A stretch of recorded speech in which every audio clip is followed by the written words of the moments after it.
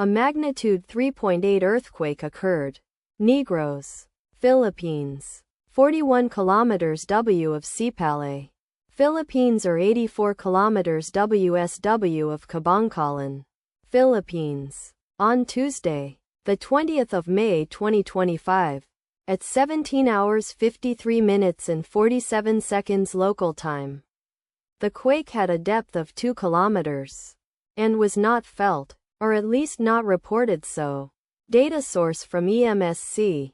Did you feel it? Let us pray. May the earthquake that occurred not affect our brothers and sisters there. May the earthquake not happen again. And may God protect everyone. Amen.